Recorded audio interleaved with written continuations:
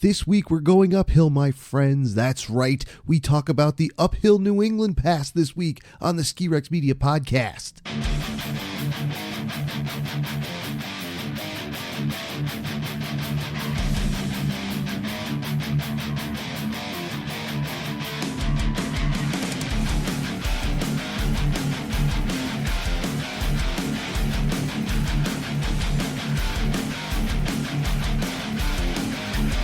Good day to you all. This is Tim from Ski Rex Media, welcoming you to another Ski Rex Media Podcast. The Ski Rex Media Podcast, brought to you in part by Whaleback Mountain. If you've never been to Whaleback Mountain, I think you should head up and check it out because they are open top to bottom right now. That's right, even I worked the chair. I was bumping chairs there last week, and it was wonderful to see everybody out there, to see everybody just enjoying themselves, the smiling faces, everybody getting back onto Whaleback from the top to the bottom. It is wonderful. One of the most accessible hills I've ever been to. It's my home mountain. It's right off of I-89's exit 16 in Enfield, New Hampshire.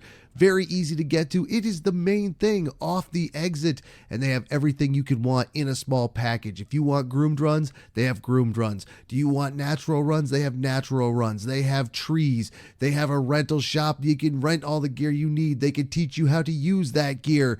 They have quite the complement of ski instructors this year. There's so many I don't even know a fraction of their names yet. There are so many. Whaleback Mountain, man, easy to learn, easy to ride, but will still test you if you wanted to. It's a great place. Everything you want in a small package that doesn't cost a lot. It is wonderful.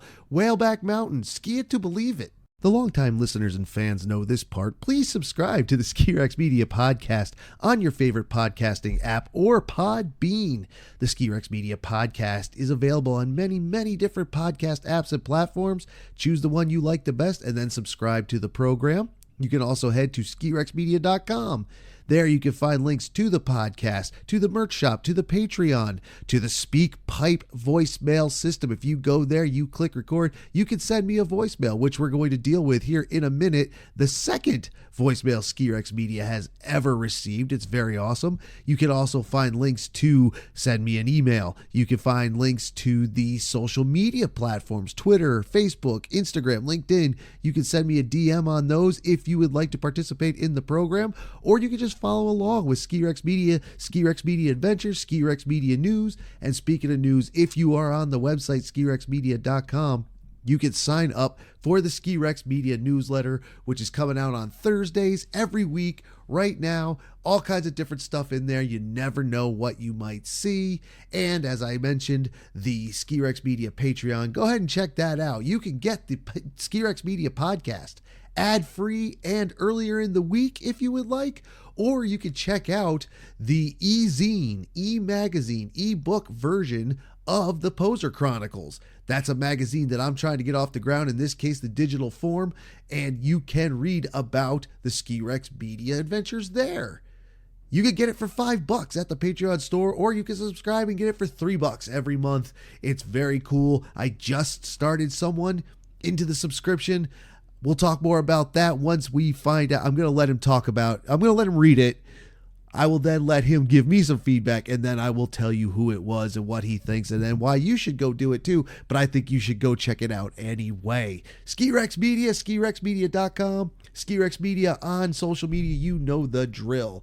Now, we're going to get into something new here. We're going to do a new segment. I am still looking for audience participation to do the Q&A program, to maybe do a new call-in program, anything like that. But while they're starting to trickle in, and they are, I have a few now. I have a few of the voicemails, which is kind of awesome. Plus, I also have some questions on DMs, but only a very few. So I can't make a whole episode out of it, but what I can do is start to address some of them as an opening segment to the podcast before we get into the interview. And there's an interview in this one. There is an interview in the next one. There's an interview in the one after that. Yes, the solo episodes, there were only 2 because I was in a lull of recordings. And now I have a whole bunch of recordings to go through and edit to bring you a whole bunch of new podcast episodes. But in those episodes, during the recording, yeah, that's real smart. Come on. Yes, Tim from Ski Rex Media, true professional. I have the what I'm trying to get to is that I have the voicemails that have questions, and we're going to address some of them here in an opening segment where the fans get to participate. And this fan did not leave their name. They did not leave their name, but the question they asked has to do with last week's solo episode. I did a solo episode about littering on our ski hills. Trashing the ski hills. It's not fun. It's not cool. It's disgusting. Plus, I did a post on social media about it, pretty much insulting people who just chuck their shooter bottles off the lift. So let's get into that. This is a question that is oh man, am I tongue tied this week, my friends?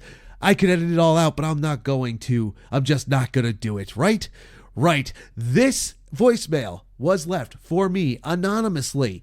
And they ask a question that pertains to last week's episode, the littering. Here, you check this out, and then I'll answer it. Hi, Tim. What do you think about trash barrels that the ski areas put under lifts? I know you were at Pat's Peak recently, and they have one there with netting around it to increase the target zone and right under, I think, the triple that goes to the top. So just wanted to hear if you thought that was helping or hurting the trash problem. Again, that one was sent in anonymously, which is totally fine. We don't have to use names here. We don't have to do it if you don't want to. But if that listener does want their shout out to be more personalized, you can tell me who you were and I'll tell the world. So that's up to anybody, though. So real quick, just let's say that if you do use the voicemail, you don't have to use your name. Phil Puglisi from skitalk.com did with his. You heard that at the beginning of last week's episode. And last week's episode is what we're talking about, the littering. Pat's Peak is a place that I love. That might be in my top 10, maybe my top 5. I love Pat's Peak, New Hampshire. I do know the trash barrel they're talking about. I think there is more than one, but this one particular is there. If you're riding up the lift, it is the one that goes to the top. You can see as you're going up, there is a barrel, and it has a big old wide net built around the top of it there that gives you a better target. So if you were to drop in, you could definitely hit the target, or at least have a better shot of hitting the target if you're throwing your stuff off the lift. Now, here's my thing with it.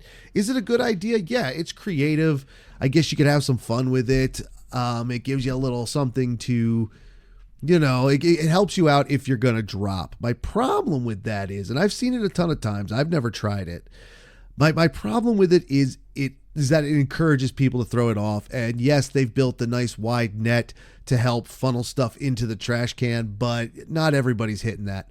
I honestly don't know how well it works. That's something I'd have to ask them, and maybe I will if we can get one of their representatives on the old podcast. But I wouldn't have done it personally. It's just now giving it. I understand what you're trying to do. You're trying to make the best out of a bad situation. You're trying any way you can to help.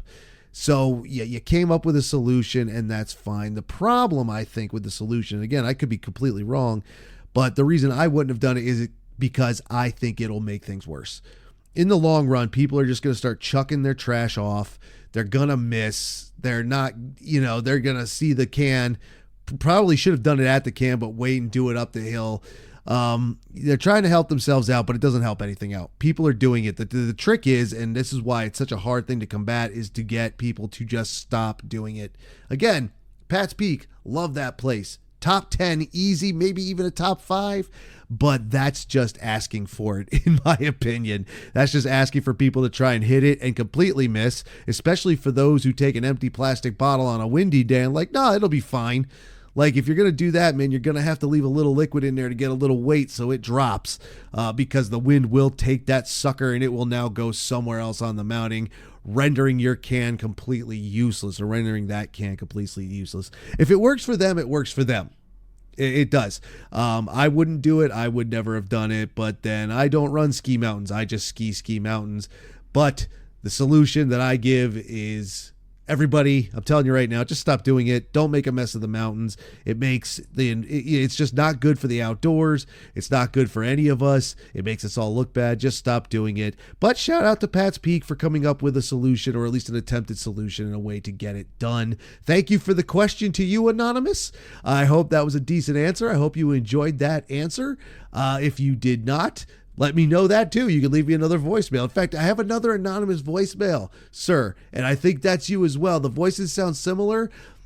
So I think it might be the same person, not because they're both anonymous. There could be 80 anonymous messages and there's not 80, there's only a few, but if 80 people left anonymous messages, it doesn't mean they're all the same 80 people. But if you would like your message on the Ski Rex Media podcast, or if you want to have not just a question, but a concern, a query, a comment, a random issue, shout outs for birthdays and anniversaries, or just to shout yourself out because you think you're cool and you're in love with yourself, or you're a narcissist, if that you want to do that bit, that's fine. I'll work around it. Right? Right. Now on with the podcast, my friends. It is time for us. See, we're doing double segment shows now. We're going to do the Q&A segment, or the voicemail segment, and the address the fans segment. And now I'm going to do the next segment, which is getting into our interview, or the main topic, as my boys Brian and Mario might say. We're getting into it, man. Let's keep going here with the old Ski Rex Media podcast. So this week on the Ski Rex Media podcast, as always, the Ski Rex Media podcast, Ski Rex Media as a whole, is a learning experience. If I don't know it, I go find someone who does. I know nothing about uphilling and touring. I know very little about the rules. I know Whaleback's rules because I'm there, and I get to see people going up all hours of the day and night. But we want to talk about passes. We all talk about our multi-mountain pass. We all have one. I have two. I actually technically have three because Whaleback is on the Freedom Pass as well. So I can ski a ton of places in New England, but uphilling I can't do, but it is available to those who want to do it, and they're going to try and make it easy with Ed Warren from Uphill, New England. Sir, how are you, Ed? I'm doing well, Tim. Thanks for having me. No problem, man. I love it. This is actually very local to me. All New England, right? Obviously, New England. New England, but I just wanted to make sure. Yeah, we kind of blocked ourselves in with the branding there. Yeah, absolutely. Although I do, as I've traveled throughout the country, many people think New York State is part of New England. I tell them no, but if you would have had, somebody over there, Titus, or the one down in Queensbury, West Mountain, I wouldn't have been shocked or surprised. It's spitting distance from New England. You could actually see both from New England if you look close enough. Well, our acronym is UNE, so we can just switch it to Uphill Northeast, and we got tons of states. We're all good. I love that. Plan for the future. You never know how big it's going to go. So Ed is here to join us. He's going to tell us all about this. But first, as we always do, I have to ask, who are you and what do you do exactly? You'll explain it better than I will.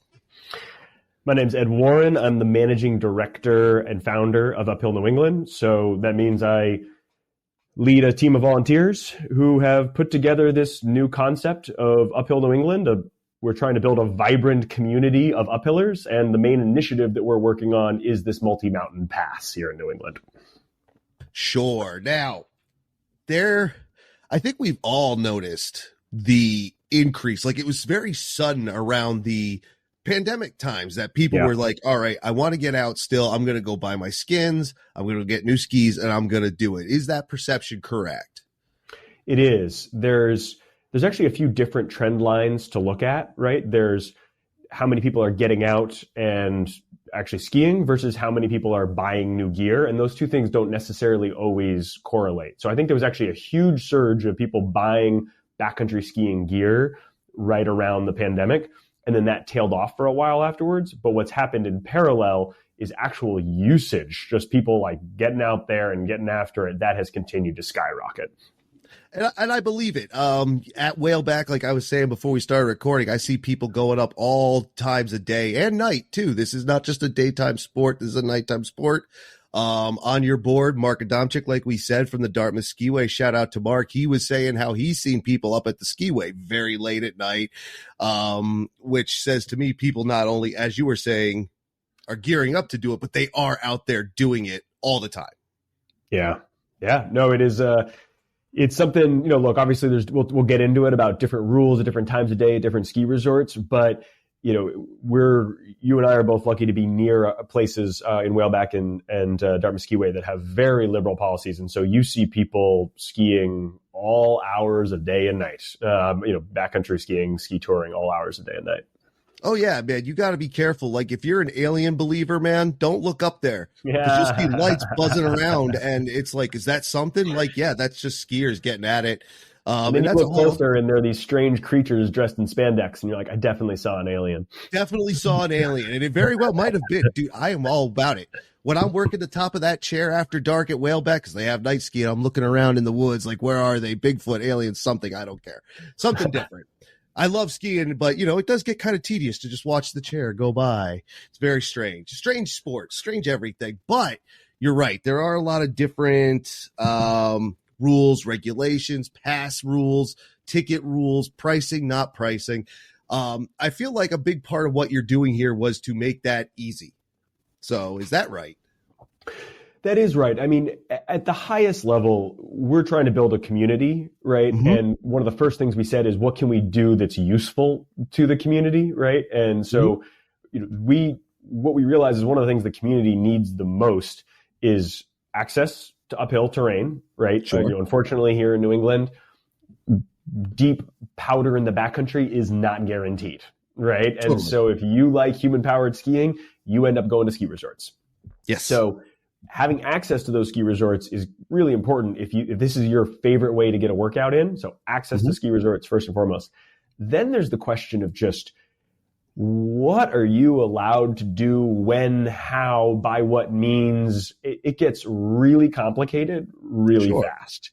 I mean, everything from there are ski resorts that have policies that have certain hours of the day, certain trails are allowed to be open. I mean, it can get really complicated. And one of the things we wanted to do was at least start to gather all that information and make it easier to access that. And then is the next step to start actually streamlining some of that information. But first, it's just bring some order out of the madness of all the different policies and processes around it. Absolutely. And that's a wonderful thing, because you notice that even if you don't do it, I haven't started yet. I would like to get into it. I would really like to try it. Everybody I talk to says it's a ton of fun. Great exercise. It's the best. It's the best. And you're not the only person to say that. People love it. I've started to talk to people who have thought about just doing it exclusively, which, more power to you, man. If you want to do that. One of the things I say to people is like, it is, oftentimes when you go to a ski resort, you're focused on the lift, right? And how much time you're spending in the lift line, right? Mm-hmm. Even though you're getting tons of actual vertical, right? I mean, you're skiing tons of laps, you're getting lots, but you're kind of obsessed with how much time you're sitting in lift lines, right? If you're in a place with long lift lines.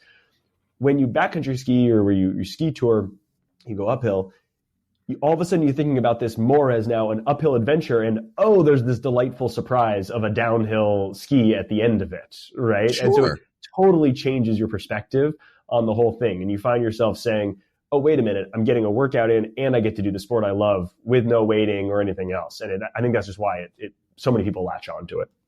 I would agree. And we could definitely talk about the feelings of it. But to go back to what you said, trying to bring, some kind of uniformity to it. I mean, first your website, which I'm looking at, you have a set of general uphill best practices and whatnot. And then you actually have links to every hill that are on there. We'll go over who's on the pass too in a bit, guys. When we try to sell you a couple passes, we'll get into that. But you definitely made it easier. And that's what I was going to say. Like we all know, even if you don't do it, it can be complicated. Stay to this trail. Don't come during this time of day. Don't bring your dog, whatever it is, it can be complicated. And that was one of the things that really got me down to it, was that you've made it easier. And I appreciate technology, and I appreciate easier. And I think you've done that. No, I appreciate it. And in fact, one of the things you may or may not know about is that we developed a mobile app. So it's not just that we created the links on the website, but if you can go, even if you don't have an Uphill New England pass, you can go download the Uphill New England mobile app, and you can see all the live updates from ski resorts there. You can get push notifications when things open up. And so what we realized was, when you're on your phone in the cold weather in the parking lot trying to find the uphill section of the website of the ski resort. A lot of skiers say, this is getting impossible. I'm frustrated. I'm just going to go ski. And then they can get in trouble because they're in a place they shouldn't be. And so what we said was, let's get ahead of that. Let's make the information easy. Let's put it in their hands through the mobile app.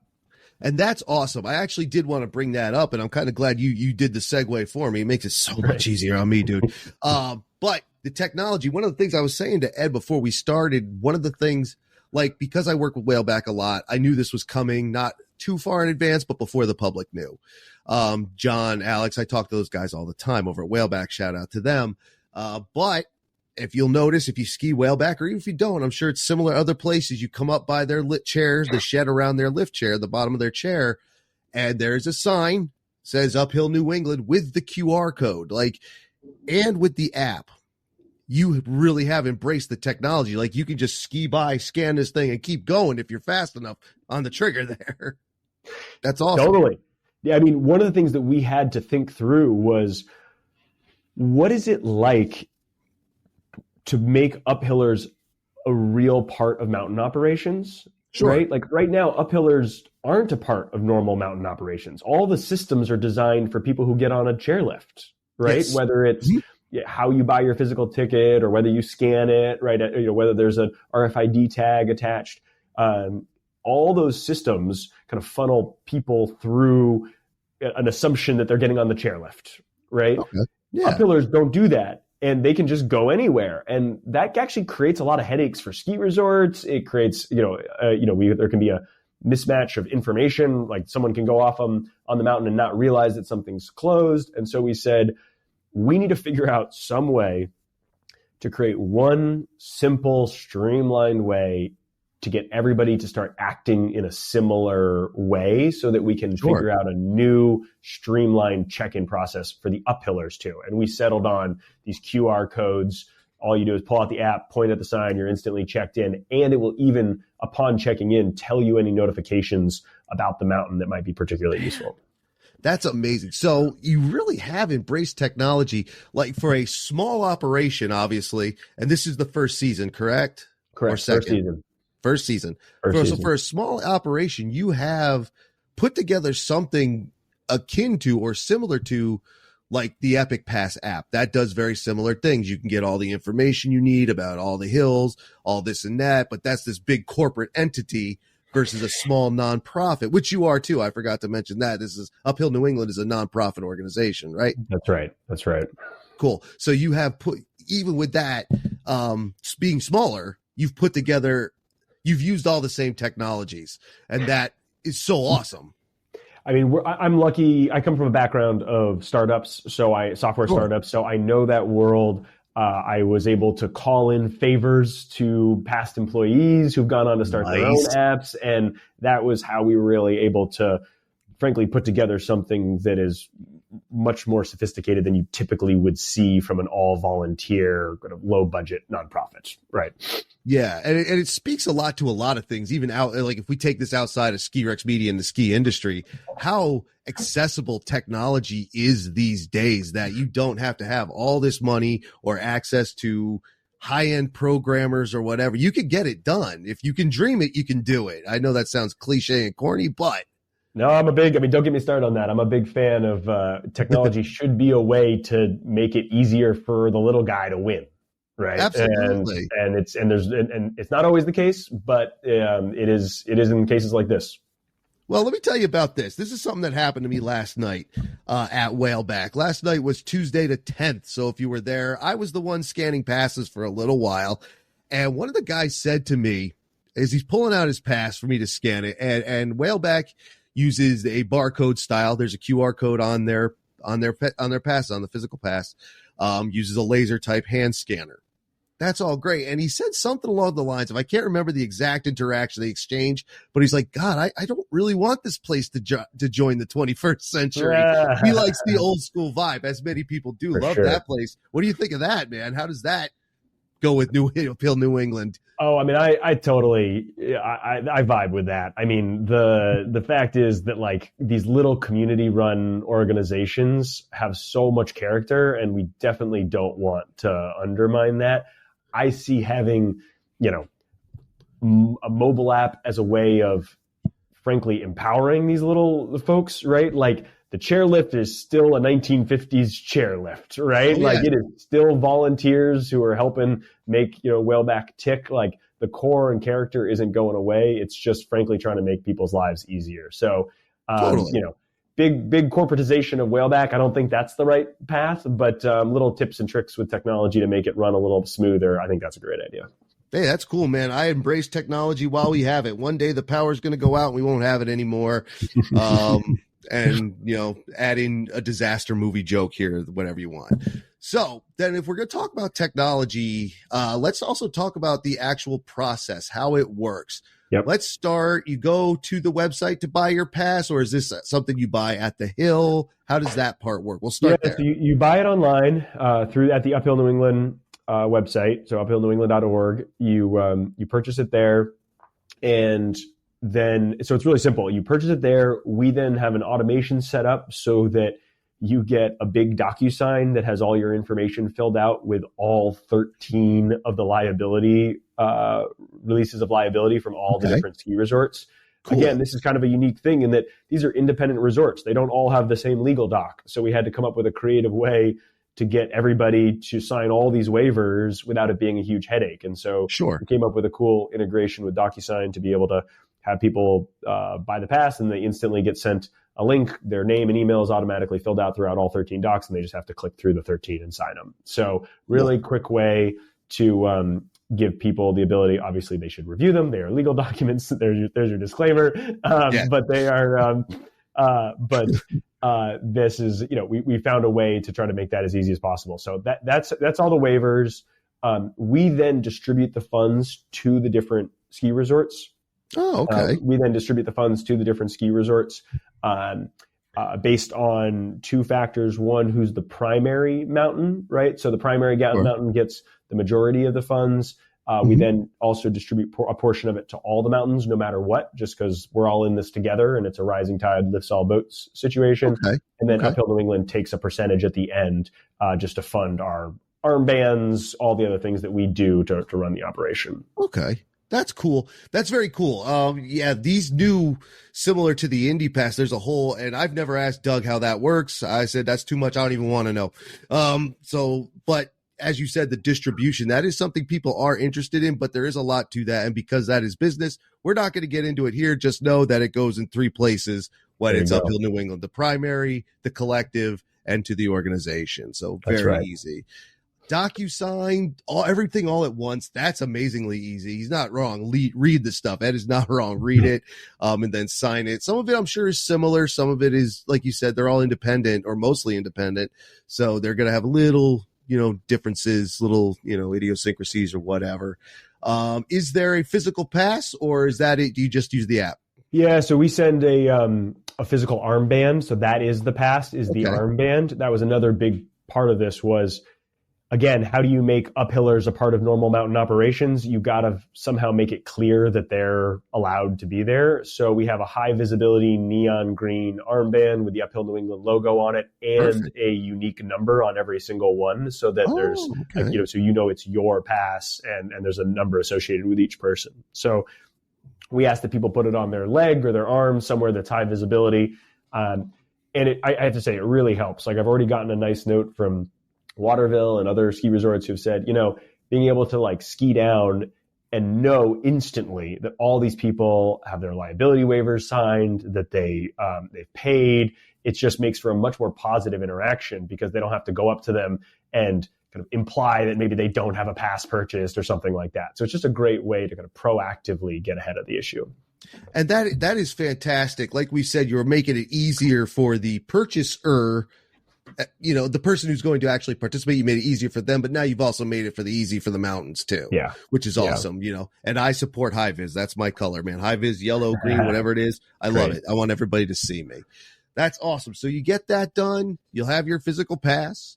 You get the mobile app. Now, if the app, let's say not every ski area has a cell tower on top of it. Is there a contingency for that? Or is that what the physical pass for armband? Yeah, the physical pass is the backup in that scenario. We do ask that everybody digitally checks in every time. We actually have I think, universal cell phone coverage at all our participating mountains, which is kind of surprising, but great. You also can check in. We have signs both at the base of the mountain and at the top of the mountain. You don't have to scan it at both, but if you do, actually, it'll track your vertical. So this is another cool feature, which is you can track all your vertical throughout the year. LL Bean is giving $100 or giving $25 gift certificates to the top 100 people who do the most vertical throughout the season. So track your vertical, get a $25 gift certificate to LL Bean. So you can check in, track your vertical, and you can also check in at the top of the mountain by scanning one of those top mountains. So if there's not cell phone service at the bottom, but there is cell phone service at the top, you can also check in that way. Wow, you really have taken every single step and looked at it, because that question comes from the fact that there was a time, even last season, that now I use Verizon, and I couldn't get a cell service up at Dartmouth Skiway, or couldn't get cell service at Dartmouth Skiway. And again, I don't know if that's changed. I don't know who's putting towers where. Obviously, many mountains have Wi-Fi anyway now that you can get around the base area. So it's kind of a moot point anyway. But still, you've got it covered. For sure. They have, Dartmouth Skiway is a good example of one of the ones that has very limited coverage. But they have Wi-Fi at the base, so that helps. And then they have barely enough service at the top, so you can also scan in there. Man, talk about having everything covered. And again, it's impressive because you are a first season, you and your team are a first season startup and have all the technology. It seems like all the know-how, like you got it covered, man. Now, so we know how to do it. You get your pass, you go, you scan, you check in, you're already signed up. Everything is great. Geez, that's really it, isn't it? It's that easy. It's really that easy, right? I mean, you have your pass, you've already gotten all your liability waivers signed, so you can just show up at a mountain. You don't even have to go to the ticket booth and wait in line to get anything. You can just go straight to the mountain and start skinning. You have access to the conditions on the mobile app.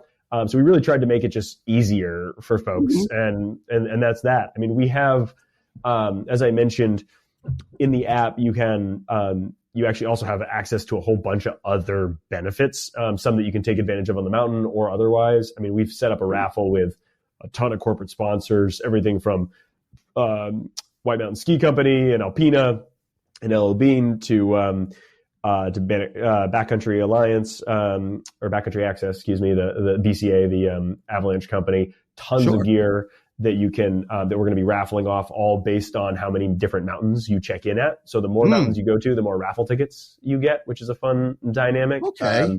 And then there's other like promotions too. I mean, we have 10% off lift tickets at some of our ski resorts. You got 20% off a variety of other things. All this is in the member benefits section. So we tried to load this up and make this as valuable a pass as possible to all our community members.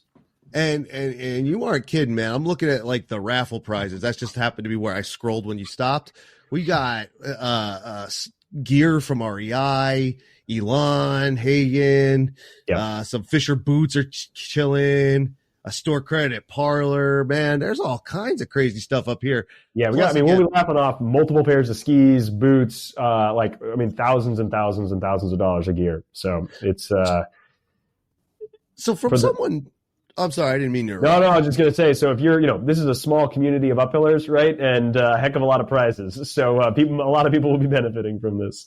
I was going to say, to me, again, this is outside of Ski Rex Media. This is more just Tim being in management and logistics and all this other stuff. You have gotten a lot done. Kudos to you and your group, man. How did you get all this done? All the technology which you touched on, all these corporate sponsors, like these aren't like little, not that I'm downing on local little people, but I'm saying these are huge, some of these. Like, this is incredible. How did you get all this? I appreciate it. Look, I mean, it was a combo of factors, right? I mean, one, I basically had some time on my hands and I said, I'm going to take a few months and I am going to work an insane amount on trying to make this thing happen. And so really from concept to launch was a matter of months. It was just extremely long hours to try to make this happen. But it was a project that I thought was worth doing and I was excited about. But really it was that I think we hit a niche, right? Like you talk about this in business, product market fit. We figured out that there was a real hunger for a sense of community here. There was frustration about how to manage all these different policies. I mean, we hit the nail on the head with the problem, and that's not always the case. A lot of businesses, including ones I've started, have not hit the nail on the head, right? So you don't always get that alignment of problem and solution, but it really happened. And what happened is when that happens, just a bunch of good things happen. We got awesome volunteers, right? We got people who are great at social media who jumped on board and started building up our social media presence. We got people who work in corporate sales and said, I'm going to go out and reach out to all the corporate sponsors and try to build this up. We got people who are good at web content and building content calendars. Just a bunch of people came out of the woodwork to help on this, and it was because it was something that people were excited about and wanted to see happen. And so really it was just an issue of finding the right solution for the right moment, and then a bunch of great people all getting involved. That's incredible, man. Again, it's hard to believe. Like I said, I know I've said it like 4 times, but first season, startup, nonprofit, and it's like you've been here the whole time and have all this backing and all this technology. It's wonderful, dude. It really is. It looks great. I'm clicking around the website right now at the same time because, why prepare ahead of time? Why not just do it while you're, talking? Whole thing's here, uphillnewengland.org. Very easy. And you can get your pass. You can get on board. You can see pictures of everybody. There's Ed right there. There's Mark from the Skiway. We know him. I don't know anybody else on this list. Just tons of people and, social media, the whole thing, Facebook, Instagram. It's really great. I say go out and get it. So do you put a like some passes stop sales, just to not overrun any one place? Did you have to do that, or do you not need to do that? With 13 ski resorts and people spread out across 4 different states, we're not anywhere close to selling too many at this point. Sure. But we've had an amazing response. I mean, we couldn't be happier with how all this has gone. I mean, the community has been so positive. But so no limit. We'll probably, eventually, sales will taper off when, we just get far enough into the season where it doesn't make sense for people to be buying a season pass anymore. Okay. But we're still selling away and having a great time doing it. Cool. So right now in January, my friends, you can get your Uphill New England pass if you would like to. No limits. And again, I don't see it, again, not downing it, but the number of uphillers versus lift served folks is much smaller. So I wouldn't have assumed there was a limit, but just in case, people would like to know that. I do have a couple questions about concerns that I've heard about an all uphill pass. Now, some people get in on should a mountain, and in this case a pass, charge for uphill? Like, we're not using your lift, so what are we charging you for? Or what are you charging us for? How would you address that?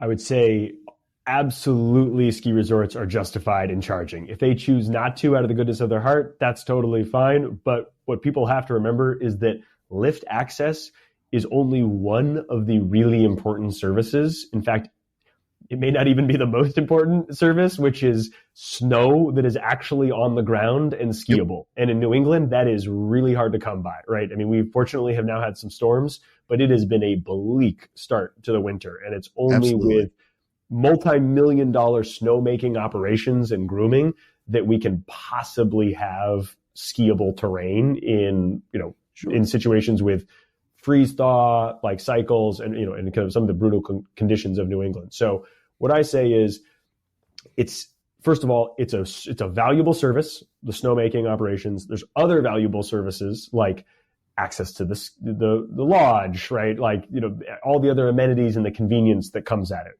with that. But also there's a totally separate argument, which is if uphillers are not customers, and I alluded to this before, if ski resorts see uphillers as a kind of a sideshow to be tolerated, uphillers are not going to get long-term high-quality access to the mountain. Okay. They'll always kind of be secondary, right? But if they're viewed as customers, just as much as guests of the mountain as downhill skiers, that puts them on an equal playing field, right? And it ensures that they are in the minds of the ski resorts somebody that the ski resorts should want and encourage to be at the mountain just as much as a downhill skier. And so by charging, you really start to shift the mindset from kind of a community service to a mutually respectful customer relationship there. And I think that's really important to ensuring long-term access. And that is a great argument for that. I mean, I support uphilling. I say go for it. But you're right in that if, the mountain starts to see enough of those green armbands, they're going to be like, all right, this is someone we now have to put some thought into because that's money going up that hill. They see a different color green. Not gonna lie. Yeah. Which is fine. Nice. Yeah. It's a business, whatever, dude. We're not here to talk about the business end. And believe me, I was in retail and logistics and have some business education. I still don't even get it. Ski industry is a weird business. It's just plain weird. That's for sure. God, who said that to me recently? It was Tim Smith up at Waterville Valley. He's like, it is just a weird business. And I was like, it is a weird business. And that's kind of why I like it. Now, there is a subset group of people. I might be blowing my words, kids. Don't listen to me. Well, don't listen to that. There are those who argue against uphill completely, like keep it out of bounds. Don't bring it in bounds. I don't know. I don't really know the art. It's just, I've heard this alluded to. I've never actually talked to anybody about it, but have you heard anything like that or any criticism like that? Any hater stuff or anything of the like? Certainly. I mean, overall, we have had an enormously positive response from folks. Everybody seems to say, you know what, this makes sense, right? We're supportive. There are some ski resorts, I think less skiers, but more ski resorts that take the attitude of, this niche of uphilling, it's not really worth our time. It's kind of a headache. There's not as much money in it. So let's not encourage this, right? Okay. Not our ski resorts, not the ski resorts that are participating in our pass, but there are ski resorts that do take that attitude, right? That say, look, I can make more money off of somebody that is paying for a downhill ticket than an uphill ticket. And with limited parking, I should only encourage those folks. I will say there are actually legitimate concerns that ski resorts have. That's actually one of the arguments that we make, which is ski resorts have some legitimate concerns, and we actually agree with a lot of those concerns. Our attitude is, well, let's just work together to address the concerns. Let's not shut it down, right? So we can talk about a couple of those if you want, but that's our general approach. Yeah, totally. Learning experience, man. Like I said, that point I've only heard a little bit. I've never, the cost, the charging for uphill, I've been in that discussion, but the against it, I really haven't. It's just little bits. So if you could help us, man, understand those concerns. For sure. I mean, I think first of all, there's the question of safety, right? Safety is always number one, right? So if you have people who are going uphill on a downhill slope, if there's a blind corner, if there's a super high traffic area, if uphillers are wandering back and forth across an icy slope, right? This can be an unsafe situation, right? So designing an uphill route that makes sure there is as little conflict between, potential conflict between the uphillers and the downhillers, that's really important, right? But again, most of these ski resorts have a lot of trails and a lot of different options for how to get up there. Some even have trails in the woods, right? They totally take you off of the downhill slope. So, so that's one issue, safety. The next, some of the other issues that come up are around, cost and revenue, right? People say, like I said before, we have limited parking. So imagine you're a ski resort that literally runs out of parking on the weekends, right? They're going to make an economic business case of who are the guests that we most want and who are the ones that we don't want. And for them, they may say, you know what, these uphillers, we just don't think they spend as much money at our mountain. So why should we encourage them? Now, again, fair enough. We think that there is, first of all, that these are actually no longer kind of Carhartt wearing tele skiers in the 1990s, right? In 2000s, that was me, for the record, right? Hell yeah, man. Right on.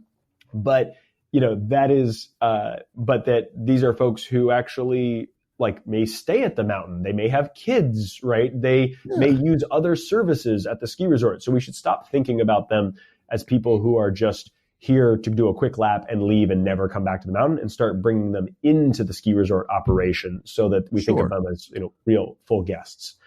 That's one. And then the last one is just headaches, right? Like, and we've talked a lot about them here, but given the first two things, safety and revenue, the last one is just, a lot of ski resorts are like, say to themselves, I am overwhelmed by everything that's going on at my operation right now. Why should I try to create new systems for checking in, uphillers and armbands, and all this is different than what I normally do for my downhill. Like, maybe I'm fine with it, but it's just not worth my time, they say, right? And so they say, we're just not going to bother because it's a headache. That's where we can offer the most help really easily, right? We basically came in and said, let's solve all your headaches. We're going to solve the liability question. We're going to have the high visibility armband waiver. We're going to have a check-in system with data about who was on your mountain, right? All those factors. And so we said, you have these other concerns, but one concern you don't have nearly as much anymore is all those collective headaches, because we've helped solve that. So that's our general approach. We think they're legitimate concerns, but if you're smart about how you do your uphill route, if you think about them as guests, right, equal guests, and then you work with us to minimize all the headaches, you have a really powerful argument for why uphillers should be a part of normal ski resort operations. Absolutely. And I'm sure any operations person has someone come into and say, hey, that line of extra people you got coming to your desk, we're going to take that out. So you don't even have to see them. It's like, well, by all means. And I still get money? Yeah. Let's go. Also, the idea of making the community more part of, like, seen as a guest, as an actual customer, as you said, it almost kind of then turns uphilling almost into a feeder, similar to, I guess, and you can tell me if I'm completely off the mark here, similar to like indoor and what that's becoming and what it will become once Alpine X gets their facilities going. They just updated, by the way, everyone check that out. Alpine X got things going on.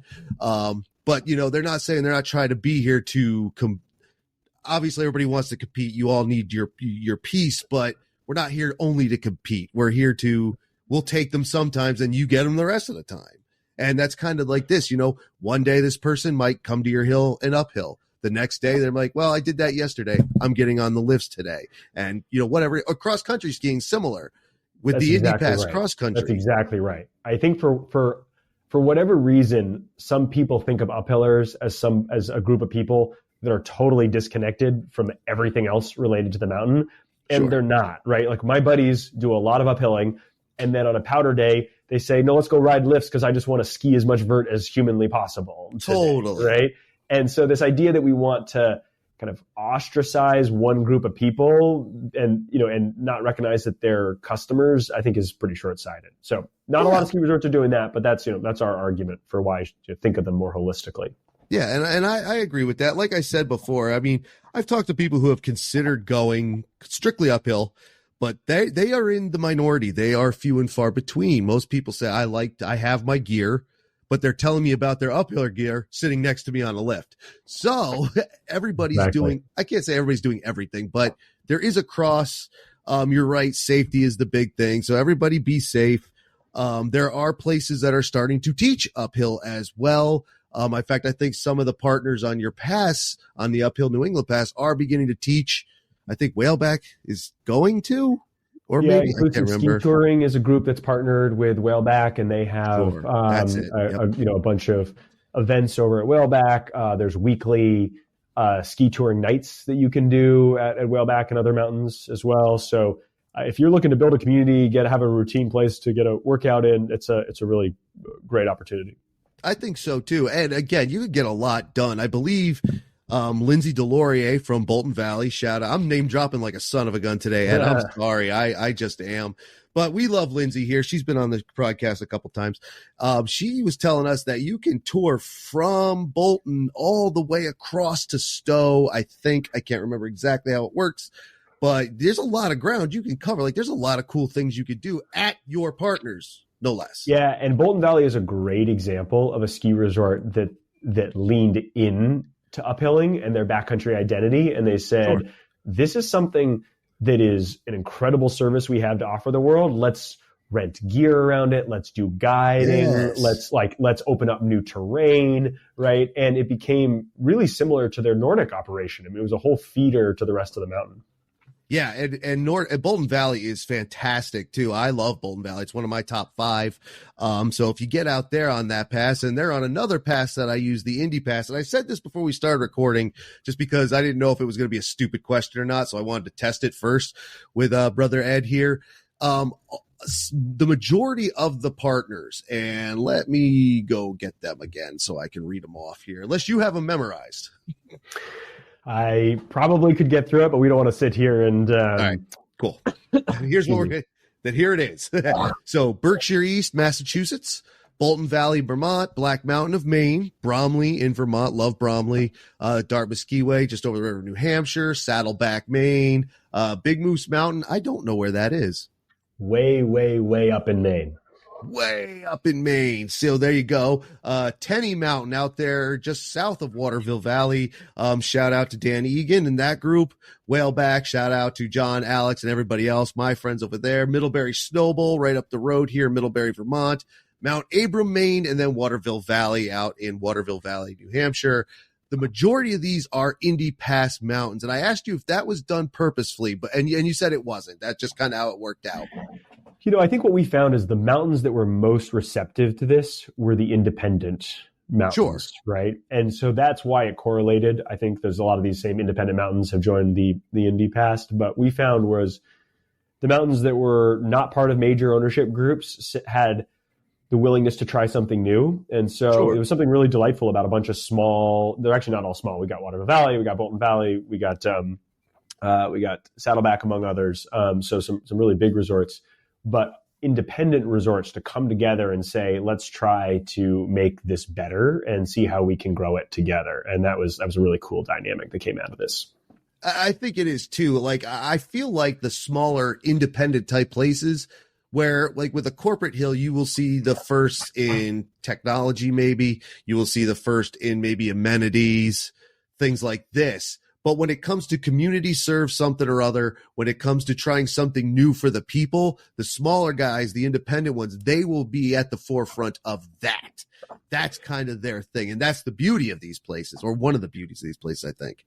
No, that's for sure. They were nimble, they were open-minded, and we really appreciated it. And it meant that we were able to go from 0 to 60 in the first year, right? I was going to be happy if we got 5 resorts on the pass in the first year, and to be at 13, it was really exciting. And I expect next year to grow that number pretty significantly, right? With all the success we've had so far this year. So it should only be more attractive for folks going forward in future years. I hope so, man, because it does look great. And like I said, uphill or not, I'm just impressed with the work that you've done. It looks fantastic. I can tell you that skiing at Berkshire East, Bolton Valley, the Skiway, Waterville, Whaleback, I've been to all these places. I love them all. I'm at Whaleback Tuesday, Wednesday nights working lifts. I'm going to get to Tenney this year. I'm going to get to the Snow Bowl this year, hopefully Maine. One of these days, for as many times I've been to Bromley in the summer and I've driven past it, being that I grew up down there, you think I'd have skied Bromley. I still haven't. Shout out to them, though. I love them. Yeah, that's a great mountain. It's fantastic. It looks great. They have a lot of diehards there. I drove by on a couple of those early rainy weekends we had there at the beginning of December, and there were still people. The lift was still running, man. Nobody was playing around. That's great. But when people usually like that place for the sun, because it's south facing, you get all the southern exposure, but the rain, it didn't stop them, man. It was awesome. So there you go, man. Safety first. We also said that. Learn your uphill safety. That's actually where I was going with places that are going to teach you how to do it. If you don't know, don't get your friends to teach you. Don't let your boyfriend teach you. You all will break up. Don't let your husband or wife teach you. You will get divorced. All that stuff. Go get a qualified instructor. I'm not just trying to sell Whaleback Ski School, although if you're there, check it out. But seriously, you will have a better experience if you have a professional ski instructor teach you. I'm sure uphill is the same. Yeah, no, I mean, look, uphill's a community, whether it's from, one of these community groups like Inclusive Ski Touring or others. There's a bunch of groups that have come together to try to make it easier to get into the sport. And that's really important. Absolutely. So before we go, man, we're already getting into the 40-minute mark, and we try to stay under an hour. We're going to try. If we fail, we fail, whatever. But so it could be these places. It may not. You're doing this. You do this. This is your thing, man. Where where would you suggest? Which ones do you like? Which you could do a top 5, you could do a Mount Rushmore, you could just brag about something you've done, whatever, man. You're trying to get me in trouble calling out certain peaks. I'm gonna be a politician here, and if they don't like it, I'll go get them. I know half the people who run these. So. Well, I'm gonna give a very diplomatic answer here, but good boy. There's such different things from each mountain, right? Like, for example, Whaleback and Dartmouth Skiway are small, but they have some of the most generous policies and hours, and they basically like let you, as long as you take, at your own risk, they let you use the mountain as much as you want. And like, that's incredible just to know that this is a spot, as long as there's snow on the ground, you can go. And so like, that is faithful, reliable, like a really good community vibe. So love those guys for that. You have, resorts up in Maine, some like resorts like Saddleback are these like hidden gems that are enormous, right? Sure. I mean, huge, but still independent ski areas. So you can explore tons of terrain. Same thing with Bolton Valley. You got more mainstream resorts like Waterville. You can do cool things like take the Tecumseh Trail, which isn't even on ski resort property, but you can skid up there. You can get access to the top of the mountain, and then you can ski the top portion of the mountain all day long over there. And so there's like all these cool nuances to each of these mountains. And I could keep going. Mount Abram has an amazing community, right? Like there's a lot of cool stuff happening in these mountains. So those are some of the highlights. Absolutely. And again, all kidding aside, I've said it, like I do have my top 5 personal favorites out there, but generally there is no best. We can't say best. It's too subjective of a thing. One person's best is going to be another person's worst for their reasons. So, man, just get out there and experience them all. I like being a travel skier. That's why I like my Indy Pass. That's why I like the Epic Pass now, too. I like my Freedom Pass in Whaleback. Yes, I can come home and go to Whaleback, but I can go to 1,000 different places within an hour to 3 hours from where I am. Awesome, dude. Well, let's get in one more last round of plugs so everybody knows where to go. Can you give us the website, social media, all that stuff? Website is uphillnewengland.org. You can also follow us on Instagram at that same name, Uphill New England. That's where most people check in. We have a newsletter that I highly recommend people subscribe to from our website. We give you a summary of all the events that are going on across all of New England. So if you want to hear about these clinics or how to get into it, or just, tips on which mountains are opening or cool trails that you may not know about, that's all stuff you can find on the newsletter. So highly recommend subscribing to the newsletter.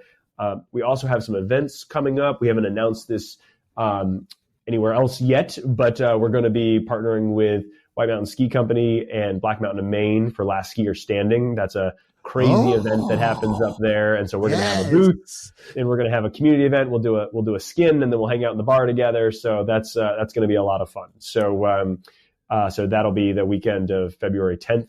So that'll be a great chance to meet a bunch of people and have some community. So come on out for that. Last Skier Standing. If you want to talk about real superhuman freaks, like these guys have to be aliens, man, to do that. You know what? I'm not even going to ruin it. I'm not going to give you a spoiler. Anybody who knows it knows what I'm talking about. These are the people Shout out to my buddy Danny. He won last year. There you go. There we go. There you go, man. To these people, even if you are in good shape, will make you feel bad about being in bad shape. Because, man, they do superhuman things. Definitely really Superman, Superwoman-like. 100%. It's crazy. It's wild stuff. So check that out. White Mountain Ski Company, newly rebranded. That is the right place I'm thinking of, right? That's correct. We won't get into it. I just want to make sure I'm right on that. That is right. Okay, so White Mountain Ski Company, write that down because things are changing or have changed. And then you can have, everybody can have their opinion on it. I've heard some of those opinions with much profanity. So, but we try to keep the show clean mouth these days, not like the old days of the Ski Rex Media podcast. Awesome, Ed. Well, thank you very much. Don't hang up right away. Yeah, man. We'll definitely check in your preseason next year to see how well you're doing because you're already doing well, which is awesome. Things are going great. So thanks again. Shout out to the whole team that works together on this. The team has been great. The volunteers have been great. Our customers, the people who bought the pass have been great. So thanks to everybody involved. This has been and to our ski resort partners and to our corporate sponsors. So a lot of people to thank, but it's been really exciting to see all this come together. Cool, man. Hang on 1 second there. Don't leave, especially when I push the stop button, man. So Ed Warren is here. He talked about Uphill New England. You heard it. All the links to the website will be the links to the website will be in the show notes, the description, on your favorite podcast app, whatever it be. Once again, do not look it up while you're driving. If you're listening in the car, please wait till you stop. You don't want the ticket or worse. Awesome, dude. Get it if you're into it, or if you are even interested in it, get it. It's a decent deal. We didn't talk about pricing, but I think it's around $200, Mr. Ed. That's right. $200 for access to 13, unlimited access to 13 ski resorts. There you go. And if you're an uphiller, again, if these smaller passes that cost less, and, you abuse it to the point where you feel bad. I said to John Hunt one day, because the Whaleback season's pass was, I think it's like $250 now, $300 maybe, whatever it is. But I used it so much. I think I was down to like $8 a day skiing. I was like, dude, I think wow, you're now paying me to ski. But it's right up the road for me. I'm there like every day. It doesn't matter. But anyway, kidding aside, man, this was great. Hang on a minute. Ed Warren, Uphill New England, Tim from Ski Rex Media. We'll see you either on the uphill, on the downhill, whatever it is, man. Thank you, Ed, very much. Thanks so much. And there he goes, Ed Warren, Managing Director at Uphill New England. If you'd like more information, as we said, uphillnewengland.org on the web, Uphill New England on Instagram. Very easy to find. Go ahead, check that out. If you're an uphiller and you're interested in the pass and you want to buy the pass, Ed said they're not limiting. They're not limiting, so they're still for sale. Go ahead, pick out the one that suits you best. There are multiple levels, as we said. uphillnewengland.org. You can find out all the information there. You can find their contact information there. And of course, you can find the link in today's show notes.